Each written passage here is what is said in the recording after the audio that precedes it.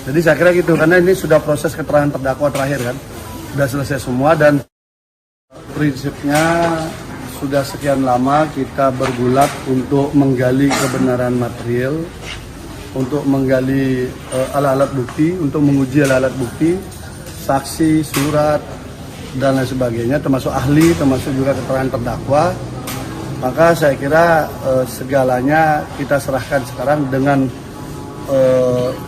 kearifan jaksa penuntut umum dan majelis hakim sebagai lembaga negara yang ditugaskan negara untuk mengawal keadilan. Jadi kita berharap JPU itu bisa menghitung fakta-fakta yang ada di persidangan dengan apakah peristiwa itu memang benar atau tidak. Jadi kita berharap sangat besar kepada JPU untuk bisa menjadi lembaga yang memang betul-betul bergerak untuk bersama-sama menegakkan keadilan. Tidak sekedar mesin penuntut umum dan juga hakim pun tidak sekedar menghakimi, tetapi dia menjadi sebuah bagian untuk munculnya keadilan. Jadi saya kira gitu, karena ini sudah proses keterangan terdakwa terakhir kan, sudah selesai semua dan ada fakta yang menarik. Peristiwa yang kedua itu kan muncul dua waktu dari keterangan saksi. Ada yang mengatakan 18 Mei, ada yang mengatakan 20 Mei. Jadi ada saksi yang satu mengatakan bahwa untuk kasus si korban ini 20 Mei. Yang satu mengatakan itu 18 Mei. Ternyata di dua hari angka itu, dua-duanya, itu sudah tadi kita hadirkan bukti bahwa Mas Beki itu justru tidak ke TKP sama sekali. Karena ada kegiatan persiapan jelajah desa. Bukti-bukti rapatnya ada, persiapannya ada, dan sebagainya. Jadi artinya secara alibi, tidak mungkin ada sebuah peristiwa di sebuah TKP di mana yang orang yang dituduh sebagai pelaku tidak ada di sana, tapi justru dia hadir di tempat yang lain. Ini untuk peristiwa kedua.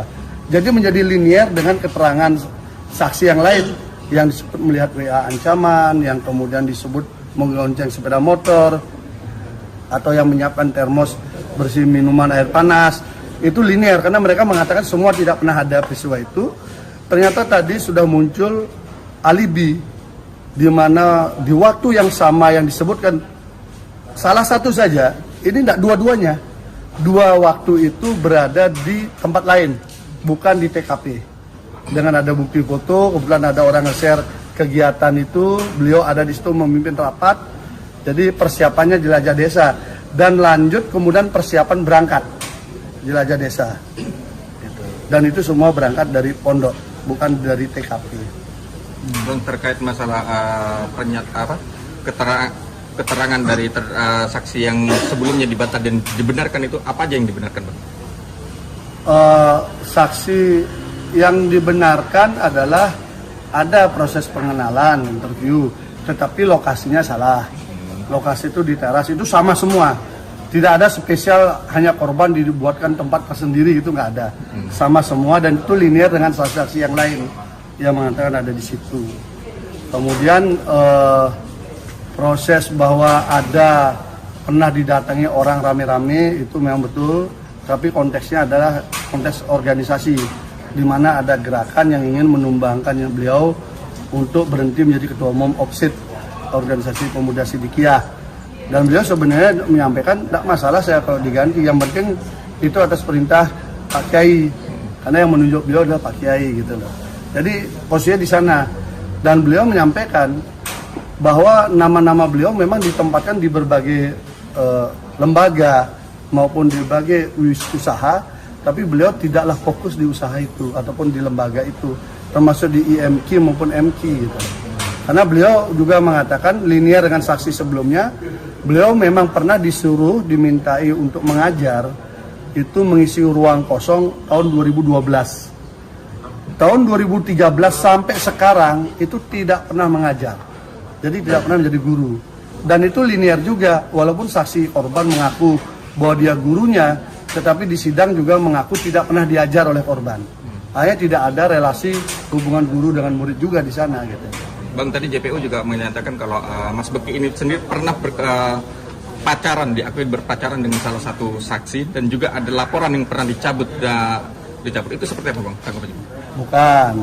Jadi mengakui pacaran betul. Kemudian bahwa pernah ada kasus, iya.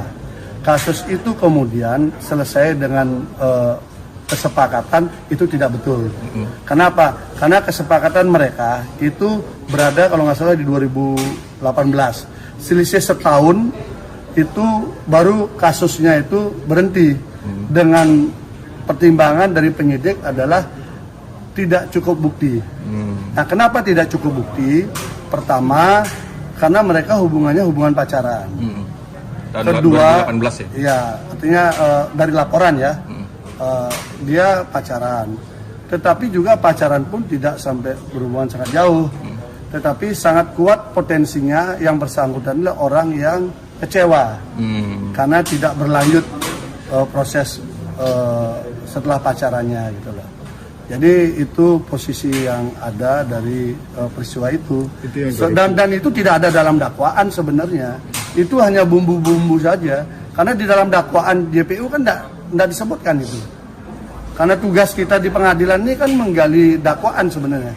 Dakwaannya itu benar atau tidak. Ada 2 peristiwa, ada beberapa nama yang disebutkan, kan begitu. Jadi kita lihat 2 dakwaan itu. Yang kalau yang disebut mantan pacar itu kan sudah bukan terkait dakwaan. Bang, itu kan Kayak abang punya pacar, besok-besok dilaporin polisi, dibilang perkosa gimana? Bang, Sudah pacaran. Bang, itu kan tadi di luar dakwaan. Apa nggak ada keberatan dari JPU untuk menanyakan keberatan dari kuasa hukum terhadap JPU untuk menanyakan itu? Aturan main yang dibangun oleh hakim itu masing-masing pihak diberikan waktu sebebas-bebasnya bertanya apa saja, tidak boleh disela. Sehingga kami berikan saja. Toh juga nggak ada maknanya. Kenapa nggak ada maknanya? Karena nggak ada dalam dakwaan. Toh juga kemudian laporan itu sudah SP3. Kalau kasus sudah di SP3 dan bukan delik aduan, ini ya, tidak ada istilah perdamaian itu menyebabkan kasus itu berhenti. Karena itu bukan delik aduan, itu delik umum. Delik yang harus diukur dengan alat bukti, terbukti atau tidak. Sehingga ketika itu dianggap tidak cukup bukti oleh penyidik, maka kasusnya dihentikan setahun kemudian. Jadi yang menghentikan itu bukannya terdakwa, bukan juga pelapor.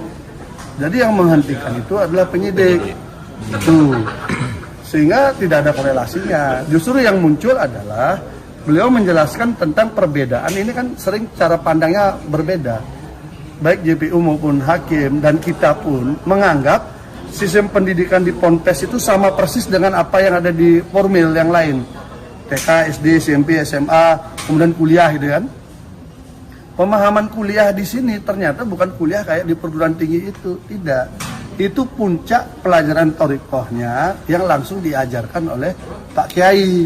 Sehingga dosennya, gurunya yang mengajarnya itu adalah Pak Kiai, dibantu oleh beberapa guru yang lain gitu loh. Jadi tidak ada jadi sarjana apa dan sebenarnya tidak ada di situ. Bang, penegasan lagi. Ya. Itu di SP3 atau dicabut? SP3. SP3 ya. SP3 bukan dicabut. 2017 itu. Yang dilaporkan pelapornya tuh yang mantan pacar. Ini kan proses ini apa namanya? Pelapornya itu dia melaporkan, kemudian setelah mereka baik kembali, itu polisi tidak menghentikan, tetap melanjutkan. Sekitar setahun kemudian baru kasusnya dihentikan karena tidak cukup bukti. Gitu. Menurut jenengan dalam persidangan ini, dalam dakwaan, apa yang istilahnya meringankan untuk pihak klien jenengan, Pak? Dakwaan itu kan isinya ada identitas, ada kronologis perbuatan pidananya apa gitu ya. Di sana disiapkan ada dua peristiwa. Karena itu ditambah pasal 65 perbarengan konkursus itu. Nah sekarang dari 2 peristiwa itu, dua-duanya tidak mampu dihadirkan secara kualitatif bahwa itu peristiwa benar adanya sampai terakhir. Dari mana? Dari saksi, dari bukti, tidak ada. Misalnya disebutkan pasal 285 pemerkosaan itu misalnya.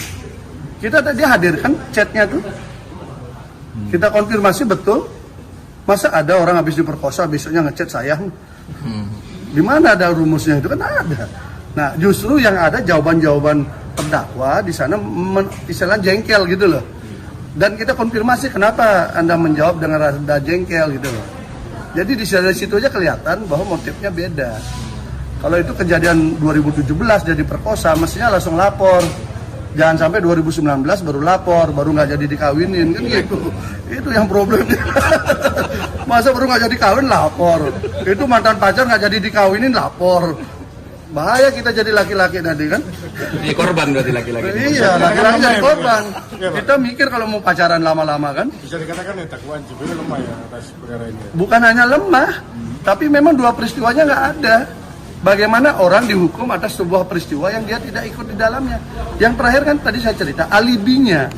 Yang kedua itu udah terang jelas tidak ada peristiwa itu. Karena pelakunya itu tidak ada di situ. Misalnya kayak gini, sampean dibilang perkosa di Malang. Pada saat hari yang sama sampean bisa buktikan sampean itu ada di Banyuwangi. Bagaimana sampean bisa memperkosa orang di Malang sementara fisik Anda itu ada di Banyuwangi? Kan tidak mungkin. Dan itu ada fotonya, ada foto dia memimpin rapat, tanggalnya juga ada. Nah itu. Nah kalau kemudian itu harus dihukum, berarti kan ini bukan pengadilan toh. Ini namanya penghakiman di sini. Satu lagi Bang, terkait Satu aja ya. satu lagi, nama korban yang tidak pernah dihadirkan JPU di persidangan menurut kacamata Tadi muncul lagi, ya ini yang lucu. Tadi muncul hakimnya antusias mengejar nama itu. JPU juga antusias mengejar nama itu. Tapi kami minta untuk hadirkan kok nggak mau ya. Heran juga kita. Jadi tadi di nama itu disebutkan bahwa JPU berkali-kali lagi menyebutkan itu. Aneh aja kita. Kenapa nggak mau dihadirkan? Hakimnya juga satu hakim anggota antusias menjawab soal itu. Ya istilahnya untuk membuka kotak Pandora ini.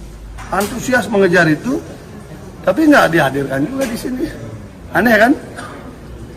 Harusnya dihadirkan kan enak, tidak penasaran lagi kan? Dan kami udah siapkan alat bukti untuk melakukan membuka kotak Pandora itu. Sayangnya nggak kepake kuncinya kan, kotaknya nggak datang. Gitu bos. Oke, terima kasih Bang. Thank Ya. you.